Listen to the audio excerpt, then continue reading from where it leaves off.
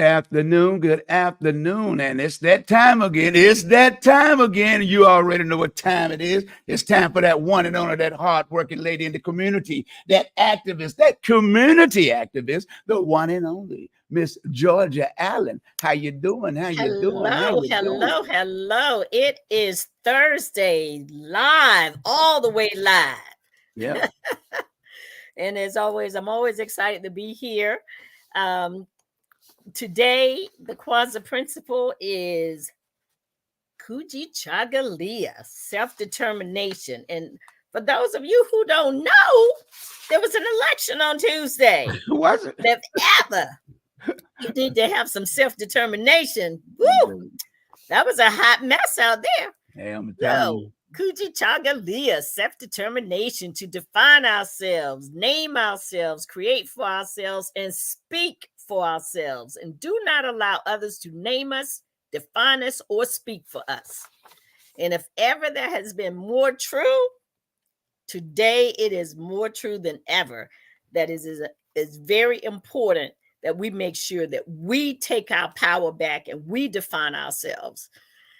Our topic today is election is over. Now what? So again, this is Georgia F. Allen with GA for Justice.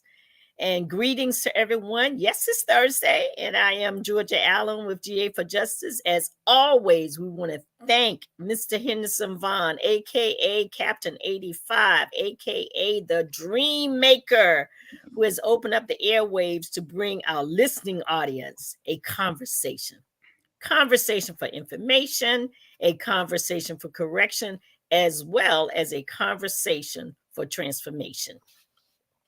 My disclaimer, as most of you know or are aware, that I have worked in the civil rights community for decades.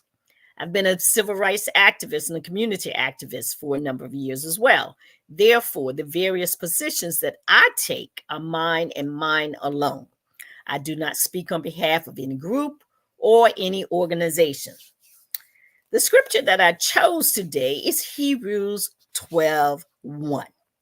Let us throw off everything that hinders us and any evil that entangles us and run with perseverance the race marked out before us. So with that being said, we just had a race for various political offices and everything. And regardless of the outcome, we do not stop running our race. We stay focused on what is important to us. And with that being said, some of you may be going through a mourning process. You're like, oh my God, I cannot believe that these people would elect someone like the dude that they decided it was okay for him to sit in the people's house. And so you ask yourself, did I work hard enough? Did I make enough phone calls? Did I knock on enough doors? Did I speak to my family members? Did I answer their questions? Or you may say, did I listen to the concerns of the community? Yes, all of these things are important and all of these things may be true. But let's pause for a moment and really look at that question. The question is America willing to drop their racism, drop their bigotry to build a better nation, regardless of the culture of the person running for the presidency of the United States? That's the question. That's the question. Now what? If they're not ready to have the most qualified person, when will they be ready? So that, my friends, is the question. After reviewing the results, you have to say, they ain't ready. Mm-hmm. They ain't ready. Yeah. So we live in a nation that believes that some people are better than others. Even when they don't have the knowledge, they do not have the wisdom, they do not have the understanding or any credentials to prove that they are capable and or qualified. At the end of the day, America has shown us that they'd rather be angry and filled with hatred instead of working together. Kind of disappointing, isn't it? Yeah, really. So my question to you is, now that the election is over, now what? Are you going to sit down and wait for the next 4 years and do nothing? Are you going to stress yourself out, or will you straighten yourself up? Do you realize that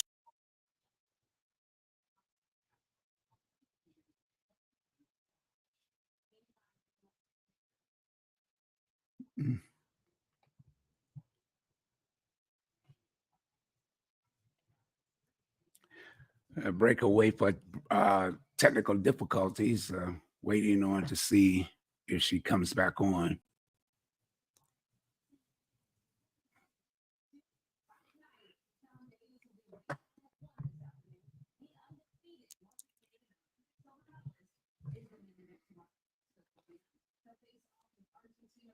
Wait for just a moment. We'll be right back. Hold on tight.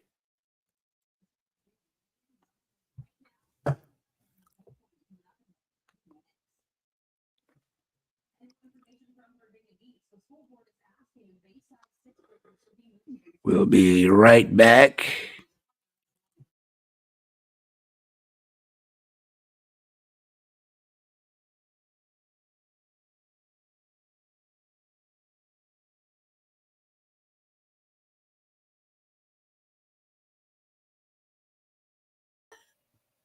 look, I guess they don't like what I'm saying today. What do you think? You're on mute. Yeah, that's what I'm trying to tell you. They were doing to me. That hasn't happened before. I'm telling you, that's what I'm trying to tell They you. don't like what I'm saying. Well, guess what? I'm gonna keep talking. Hello. we don't stop. I'm gonna keep talking. As long as I have breath in my body, as long as they say we got freedom of speech, I'm gonna use my freedom of speech. Okay. No doubt. Again, now that the election is over, now what? And you, if you're out there, you're gonna have to answer that question for yourself. Yeah. What you gonna do next? Now what? Again, are you gonna sit down and wait for the next 4 years? Or are you gonna stress yourself out, or will you straighten yourself up? Because keep in mind, in the Commonwealth of Virginia, we have an election every single solitary year. So just because this election is passed does not mean you get to sit down. You need to get busy is what you need to do. Do you realize that you have work to do whether your candidate was elected or not? It is even more important to stay engaged on every level when your candidate did not get elected to office. You say, well, why should I stay engaged if my candidate didn't win? I'm upset. I'm upset that my candidate didn't win. Hello. And I understand that. I understand that mindset that you're going to be upset because your candidate did not win. But guess what? You have local elections, school board, city council, you have sheriff election. All those elections are very important as well. There are decisions being made in your localities that have to do with what's going to happen over the next 10 years. And you need to be at the table for those discussions. Last night, Bernita and I, we went to a community input session with regards to 2 schools in our community. Do we keep them separated as 2 different schools and try to have enough teachers in the 2 schools? Then the teachers got to go from one school to the other. They do some classes in this school, then do some classes in this other school. Well, parents, you need to be in those conversations. Now, there were a number of things that was going on at the same school. They had a college night at the same school last night while they were having public input on the other side of the building. But keep in mind that everybody is not about to go from 8th grade to 9th grade. There are people who are in the 6th grade and the 7th grade, so they may not be overly interested in the college night. So the parents of the students who are in the 6th grade should have been there, because now that the election is over, you still have work to do. You still need to make sure that you're engaged in what is going on in your local community. What types of decisions are they making in your local community? Whether your candidate got elected to office or not. And that's something that we need to keep in mind. In our particular case, in the city of Virginia Beach, we did okay on the local level. I always like to remind people, because we now have individual district system, I caution people, because what you might feel is really, really important in one instance may not be the way that the community in that district feels. So what we want to do is support each other. So whatever is important in your particular district, then folks in the other district needs to support those issues that are important to the community that live in that district. And so, again, we did okay on the local level as it pertains to the school board. We did very well.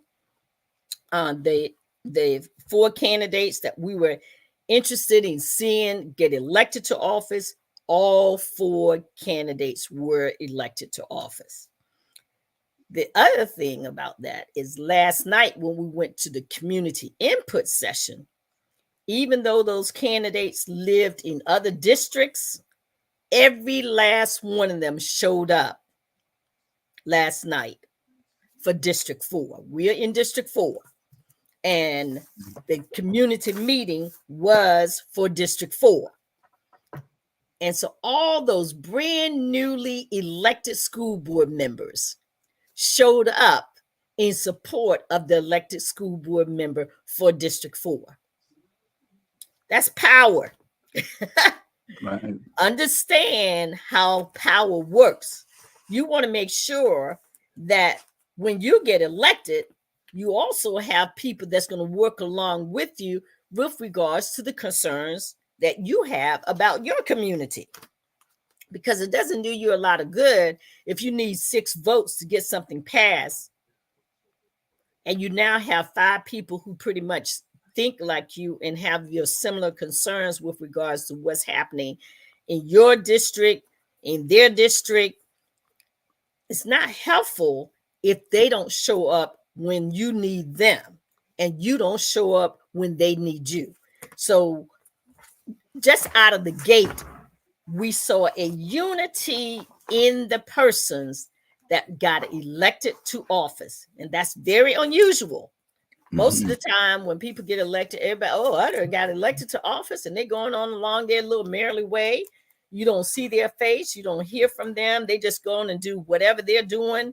And they don't really care a whole lot about what's going on in your district.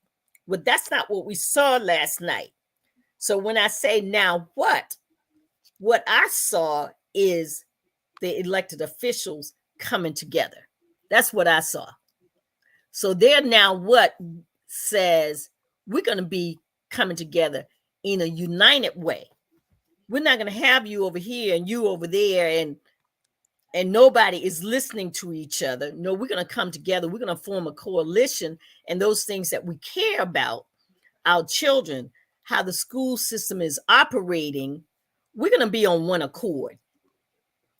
One of the things that it was concerning to me is how diverse is our school system itself. Do we have a very diverse guidance counselor? Do we have department heads that are diverse? Or have it gone back to the 1960s of segregation within our school system? And so those type of things are things that we want to look at to make sure that we are getting some bang for our buck, because our vote is our buck.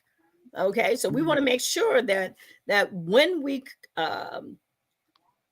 these people get sworn into office, we want to make sure that they hear us, that they're listening to us, that they're answering our questions. Because if that's not the case, then we need to go back and look again for a better candidate. Now, we can give them some grace and we can show them some mercy, but they can't have grace and mercy forever in a day. That's the other thing. Now what? It's called accountability. So it's not enough to get people elected to office. We also have to hold them accountable. The election is over, but the work begins. So one of the things that we want to make sure is when we are electing our people, that they're working on behalf of the community. We also want to make sure that we have a strategic plan, that we have an agenda, and that we make sure that when we pass that agenda to our elected officials, and that's all of them, that's not just the ones we vote for, that's all of them.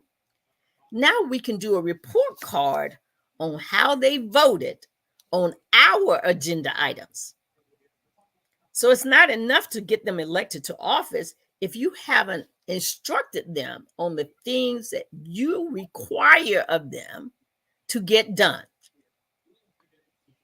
You also haven't done yourself any favors if you're not already looking and developing more candidates to serve in these offices. In case it turns out this person showed you one face, but did something totally different. Because we have a whole lot of people that talk a good talk because they know what it is that we care about. And for that period of time, they say everything that you want to hear. Everything you want to hear.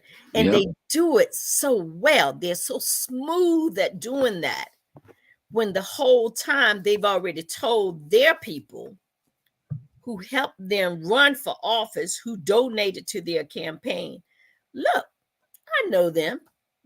I can hoodwink them. I can tell them anything that I want to tell them. But then when it's time for me to cast my ballot, I'm not voting for that. I'm voting for something else. So we want to be careful. We want to proceed with caution. Okay. Every election, I don't care if they're running for dog catcher, every election must come with accountability. We must have a list of specific agenda items of what our community need, so that we can create the type of future that we want for our children to inherit. So let's make sure we do that. Let's make sure that we have our own to-do list, okay? Once the election is over, there needs to be a to-do list. Yeah. There need to be a to-do list for us. What are we doing? What is our to-do list? Is our to-do list making sure that we contact persons who didn't vote in this election? Is our to-do list making sure that we contact unregistered voters? Because keep in mind, when you have a district drawn, what they look at is the district population, but they also look at registered voters, and based upon age, they also look at eligible voters. So if you have more eligible people to vote than you actually have registered voters, that means you have a whole group of people that you need to get registered to vote. So when I say now what, we need to be about our business, okay? If those people are not registered to vote, and the system is showing that in District 4, and that's my district in Virginia Beach, they're showing in District 4 that there's a population of 48,000. There's a eligible voting pool of 37,000, but the registered voters is only 29,500. Guess what? From 29,000 to that 37,000 is a pool of people that I can get registered to vote. Does it make sense? Of course. Is it making sense? Okay. So now what? Now what is making sure that those unregistered voters, that we get them registered to vote. The other thing that we want to look at is that age population. If we got a lot of 17-year-olds and they're going to be 18-year-old by the time November 1st hit, we need to make sure that pool of young people are registered to vote. So we need to be talking everywhere we go. Are you registered to vote? Well, I'm only 17. Well, guess what? You can register now. Let me let you scan the scan bar. Okay? Go on and scan the scan bar. Go online and go ahead and register right now. You can register. It's hands-free registration, basically. And so we want to make sure that we're doing that ongoing all the time. We don't want to wait to the last second. And that is the other thing. One of the biggest mistakes we make is that we wait until half of the population has voted absentee. And now we finally come out with our voting guide ballot. Help me to understand why you didn't have your voting guide ballot. If September the 20th is the first day of early voting, why wasn't the voting guide ballot out on September the 1st? Mm-hmm. If we had all these people voting between September the 20th and then September the 20th and October the 20th, you lost a whole pool of voters because you didn't have a voting guide to give them. You didn't have a ballot guide to give them. So now we're on October the 21st and you finally get the ballot guide in their hand. Now they've talked to a few more people and they take the ballot guide, but they're also asking themselves, do I really want to vote for these people that they have on this ballot? Because when I talk to my cousin and I talk to Ray and I talk to Bobo and I talk to Sing Sang and Man and I talk to these people, you know, they told me, well, I think you should vote for these folks. You did yourself a disservice, but you also did the community a disservice because you got your stuff out late. Now, maybe a number of the candidates won on your ballot, but did they win because you put the ballot out? Or did they win because someone else understood to put their ballot out on the 20th of September and not the 20th of October? So we can always take credit for stuff, because I know somebody that's kind of orange. He takes credit for stuff all the time. It don't matter if it's good or bad. He takes credit all the time. Mm-hmm. And as a reminder, one vote on one election day will not do everything that we need done. It's not going to. We're going to have to keep working to bring together a more cohesive group of persons, pushing our elected officials. Just voting for them is not going to get the work done. It's not. We're going to have to address the issues in person, in front of them. We're also going to have to watch them and see, are they actually implementing any policies that is in our best interests? And to our barbers and beauty shops and other small business owners, I know I talk to you a lot, but with this new latest election, we have a lot of people renting spaces. I'm concerned about that, because when you're renting space from other people, they can raise the price of your raise your rent at any given time. If ever there was a time the community should come together and pull our businesses together and say, hey, instead of this barbershop here and this barbershop there, let's pull some of us together. Let's buy our own building and at least have it 2-story, okay, and large enough that you can rent space out of there. So now you have another revenue stream. You have rent from the building that you now own, as well as rent as a barber in your craft. So we want to make sure that you can rent a space in the building that you own while making money in your craft as a barber. So we're going to have to start thinking differently and act differently as we come into this new system that is about to be created. This system where most of the money is going to go to the top persons in this nation. I understand just as soon as the election was over, 3 of the top billionaires, 3 of the top ones, made another 40. What was it? I had it right here on my screen. Mm-hmm. With one election, they made a boatload of money because the person that they like, the person that they like got elected to office. And so when they got elected to office, guess what? Their money went up. But did your money go up? Did your money increase? Interested. Because that's a problem. The world's 10 richest people got a record $64 billion richer after this election. Now tell me, why is that so? Did these same billionaires give all of their employees a raise? So we need to be looking at things like that.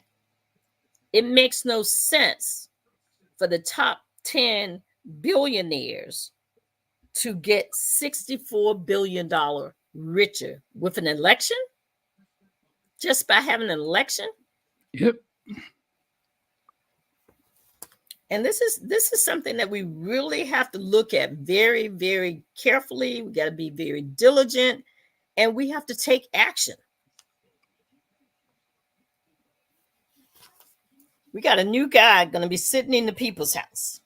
Yep. And as far as he's concerned, that house is his for life. And if you didn't hear him clearly, he believes that he should be a dictator on day one. So for those of you who are sitting out there, the election is over. Now what? Are you going to be under a dictatorship? And what plans do you have in place? How are you going to work to insulate yourself from that so-called dictator? What we got, Henderson? I'm saying like the lady that used to be in Alaska. I can see Rush out my back door. Exactly. Exactly.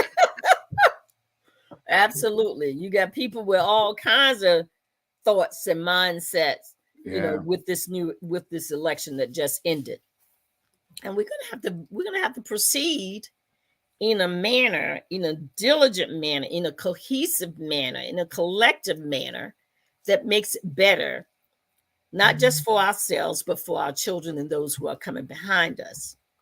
That's critically important that we do that. It's critically important that we work on ensuring that all the things that they want to do, they don't get to do, that we stop them every which way.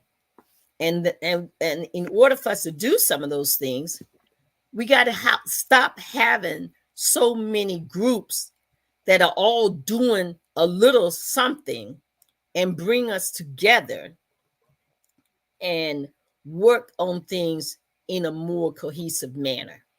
Now, that doesn't mean that if you're concerned about diabetes or you're concerned about high blood pressure or something like that, and you're doing that under one of your different organizations, doesn't mean that.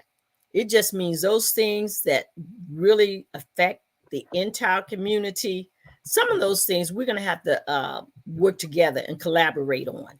Yeah. You got something? No, I was agreeing with what you're saying. Okay. It's like, as the scriptures say, divided I mean, together we stand, but divided we fall. And it's like we failing because everybody wants to be a chief, Right. and nobody wants to be an be a Indian. Yep. So, but what's suffering is the young people. Is the young people, and we got to keep that in mind. All righty, I think we're coming up on time for announcements, acknowledgments, commemorations for the month of November. It is National Diabetes Awareness Month. It is also National Native American Month. So for those of you who suffer with diabetes or have friends and family who suffer with diabetes, just a reminder, it is National Diabetes Awareness Month. Get some assistance. Okay, make sure you're taking your medication. Make sure that you follow up with your doctors and stay on top of that. You don't want to allow that to fester, because that could mean a loss of a limb. That could mean you're in a wheelchair instead of walking straight up, or upright, I should say. But anyway, a couple of other announcements. I always like to recognize and acknowledge persons who came before us, persons who are here now. On November the 2nd, 1954, Charles C. Diggs was elected as the first Black congressman in the state of Michigan. On November the 3rd, 1981, Thurman, and that's spelled Thirman, L. Milner, was elected as the first Black mayor of Hartford, Connecticut. And that meant he was the first Black mayor in the New England section of this country. So, New England section is that Connecticut, New Hampshire, Massachusetts, Rhode Island, Maine. That's all the New England area of the country. And so not only was he the first Black mayor in Hartford, Connecticut, he was also the first Black mayor in anything up the upper area of the nation in the far east, in the furthest east of the nation. On November the 4th, 1979, Thomas Elkins patents refrigeration apparatus. On November 5, 1968, Shirley Chisholm of Brooklyn, New York, was elected the first Black woman to Congress. And because that took place in November of 1968, she got elected after the assassination of Dr. King, who was assassinated in April of 1968. So he never got a chance to see Shirley Chisholm as the first Black congresswoman. On November 6, 1901, James Weldon Johnson and J. Rosman Johnson composed Lift Every Voice, which is well regarded as the Black national anthem. So lift every voice and sing, or lift every voice. And then November the 7th, 1989, L. Douglas Wilder was elected governor of Virginia to become the nation's first Black governor since Reconstruction, the first since Reconstruction. And now we're going to do a couple of happy birthday shout outs to Nelly, who was born, the singer Nelly, who was a rapper Nelly, born November the 2nd. Colin Kaepernick, born November the 3rd. I'm not giving you their year, okay? And the late Ike Turner, his birthday, November the 5th. And today is, Thandie Newton, her birthday was November the 6th. So all of those birthdays, early part of the month. Thandie Newton, and you've seen her in many, many movies and all. Colin Kaepernick, former football quarterback. And of course, Nelly. Is he the one that does It's Getting Hot in Here? Yep. Okay. Yeah, it's getting hot. Since I don't know all the young musicians, they're younger than me, it gets a little difficult to keep up with all the music that they're doing. But the late Ike Turner, with the well-known Ike and Tina Turner, that did all kinds of music, Rolling on the River. He's playing the guitar and she's singing and So those are the announcements. The other announcement for this month, of course, is on Monday night. It's the NAACP meeting, and we invite you to join us every second Monday of the month. And this month, the second Monday is Veterans Day. So I hope that the building is still open. So just as a reminder, because I'm sure some people are listening, it's going to be Monday, November 11th at 7 p.m. at the Hive right here in the town center, located on the corner of Independence Boulevard and Columbus Street. So if you don't have anything on your calendar, you don't have anything to do on November 11th, please join the NACP for our monthly meeting to discuss, I'm sure, the election. And when I say discuss the election, not from a partisan standpoint, but from a standpoint of what impact will this election have on the community? How will it affect us? Okay. Well, now that I got all the announcements, commemorations, celebrations, and everything out of the way, we're going to come on back to the show. And we want to kind of talk about, again, what just took place. We lost a number of races on the national level. We lost the House, the Senate, and the People's House. And when I say we lost those things, it's because many of the people who are in Congress, they were working on issues from an agenda that we had placed before them. And so they were working to help set policy, pass legislation for those issues that we care about. And the concern is, with the new person that's coming in, is the chances of putting all of the power in the hands of the corporations without regulations. Think about that for a moment. Placing that much power in the hands of major corporations without regulations. The other concern that we have when we say now what is, how are we going to have a firewall? How are we going to hold someone accountable who does not believe in being held accountable? So what is it that we have to do to ensure that we hold these people accountable? And keep in mind that you can still hold people accountable whether you voted for them or not. And you say, well, why? How is that? Because when people are elected to office, they have a responsibility to work for everyone in the district for which they serve.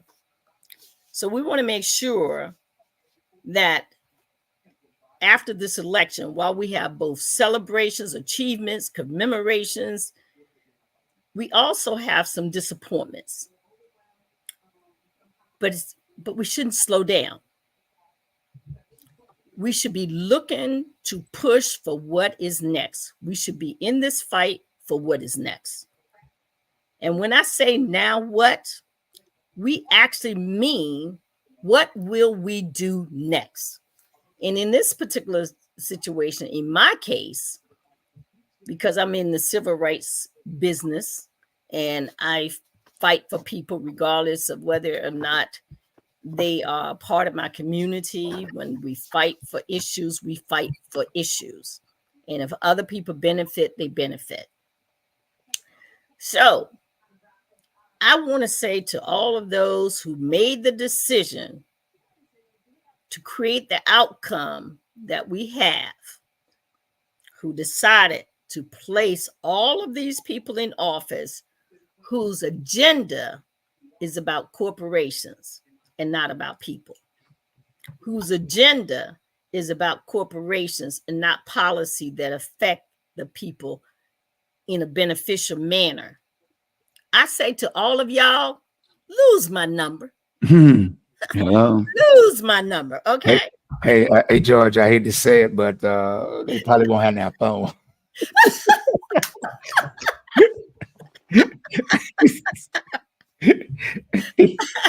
I just have to be clear. Yeah. Because I have been fighting for people for decades, okay? Yep. People have walked through the door, walked on my back, jumped over, everything. I opened the door and they said, oh, push you aside and let me go through, okay? It's a rough. It's rough, yes. Uh-huh. So when we fight for the future, not just for the next moment. I want y'all to hear me clearly. When we fight for the future. We take a look at what's going on. And if I fight for just a moment, that means those who are coming behind me may never benefit, because for that moment, yes, it may have been a Sunday, it may have been that wonderful Sunday from one of the many ice cream stores. But once you finish that sundae and finish that cherry on top, there was nothing left.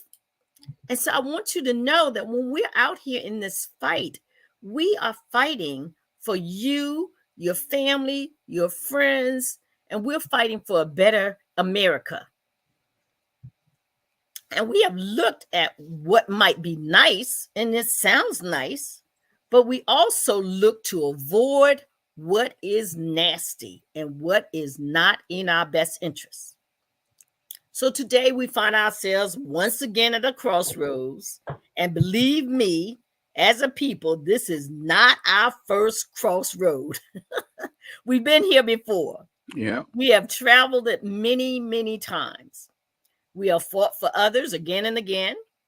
So I say to the many union members who made a choice to support a candidate that has been very clear, everything he fights for belongs to the corporation. So when the corporation says to you, we're not following any legislative policy, we want to get as much out of you as we can. So when you are asked to work overtime, we ain't got to pay you no more. Hello. Because Project 2025 said they're going to get rid of overtime. Whoa. It's going to be gone. Project 2025 said no more overtime.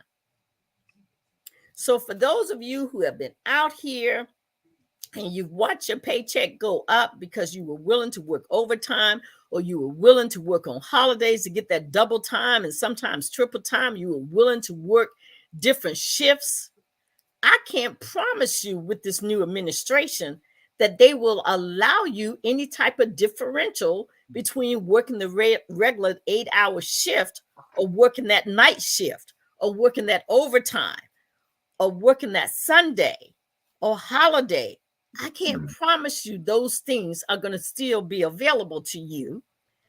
So to all of you who thought it was a smart idea because somebody promised you something, but they didn't fulfill that promise the first time, and they promised you again, and you still fell for the okadoke.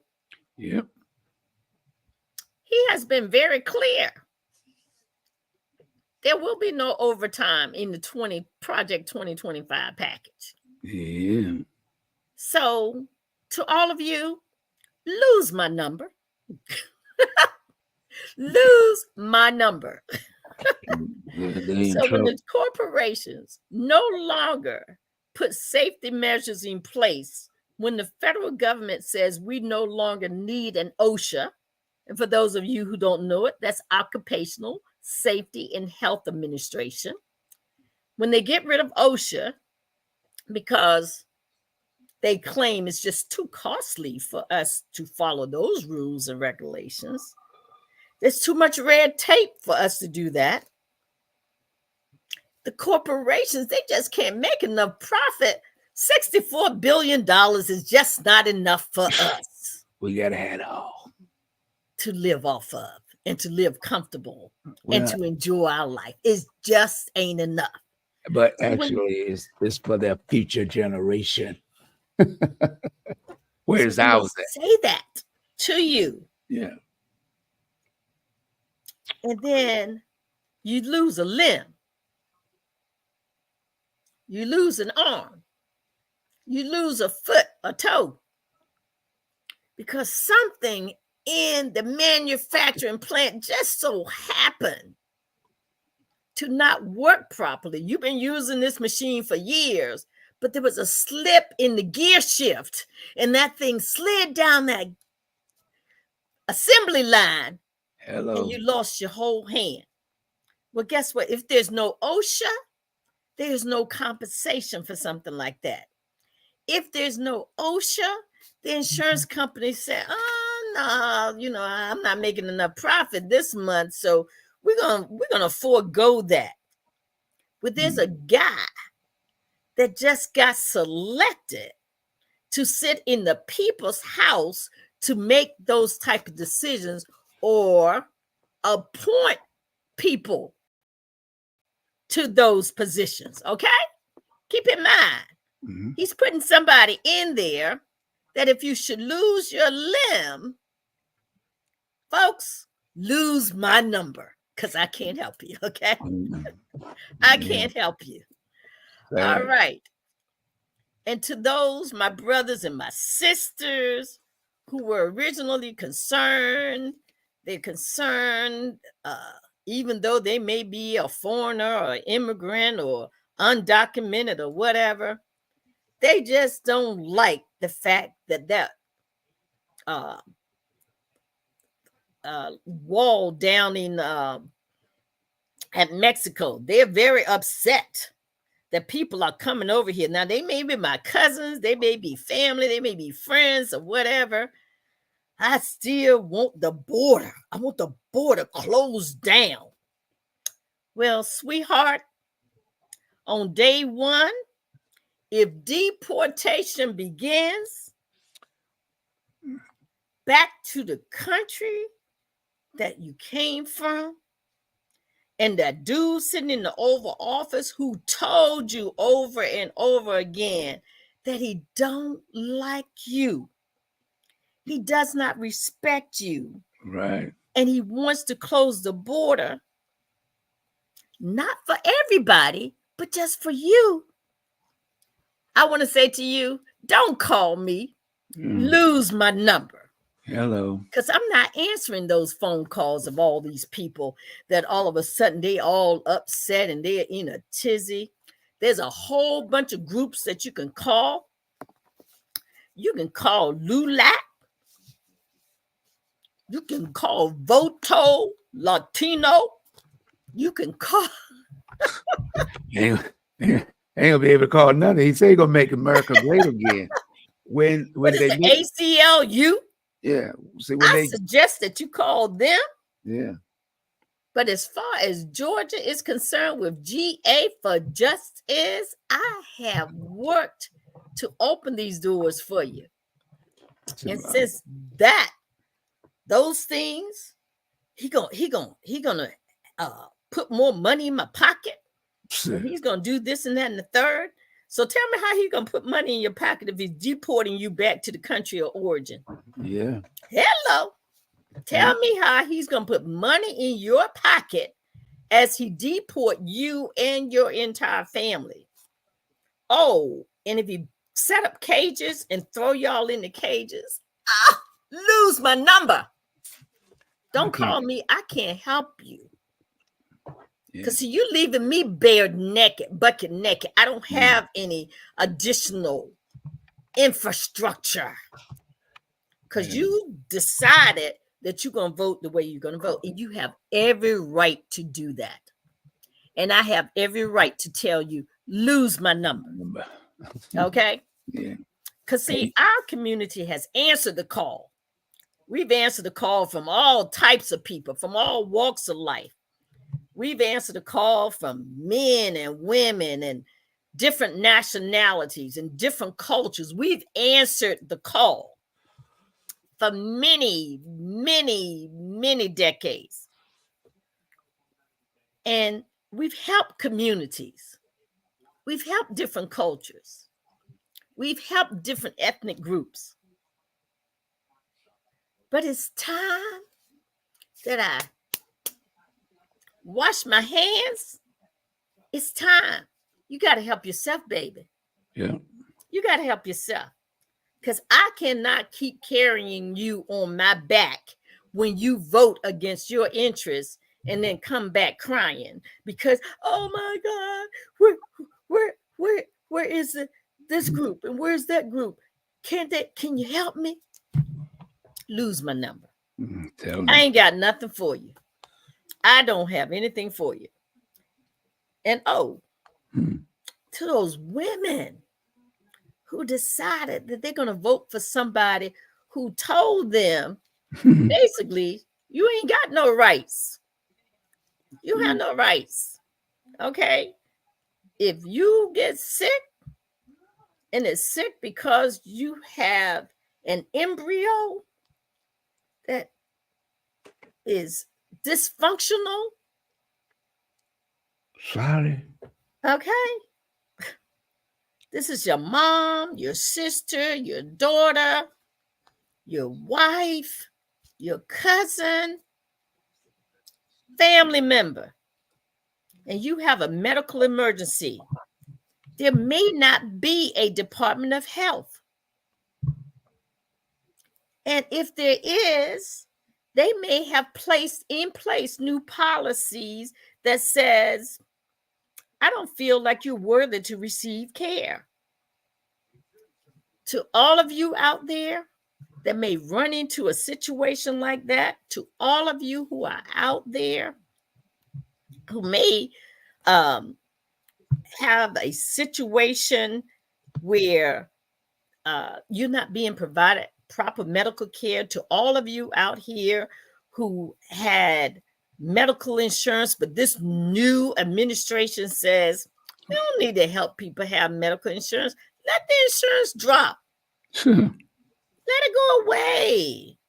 It costs the insurance company too much money. They can't make enough profit. Because back when they could increase your price of insurance simply because you had a pre-existing condition, okay, so that they could fill their coffers with more and more money, even though they were making a tremendous amount of profits. Tremendous amount of profits in the insurance industry. And they said, hey, buddy, we're friends. I need you to help me out over here, and I need you to help me out over there. I don't want to pay car insurance when there's flooding or when there's fires. I want to raise all these prices to make it virtually impossible for persons to be able to afford auto insurance or homeowner insurance or any of the other types of insurances. Okay. Lose my number. Don't call me. Call your buddy. Don't call me. Call your buddy. Okay. Because what we were working for, as I shared earlier, is we were looking to have someone who was interested in the future of our children. We weren't interested in the moment. We were interested in the future. We were interested in ensuring that we had people in office who were willing to fight for the things that were important to us and the things that we need. And I heard a little gray-haired guy talking about that party was not looking, wasn't doing a lot of things for the people. They weren't doing things for the people. I guess you forgot about the other side who voted against things that the one party was advocating for, and the other side voted against it. So what do you want them to do? Got to have the votes, baby. You got to have the votes. If you don't have the votes, you cannot pass the policy. So, as we come to a close of the show today, Yeah. we have had many opportunities for the various groups, the various organizations, and the people to come and work alongside of us. Because we've been in this fight a long time, a very, very long time. And like I said, we have fought for all different cultures.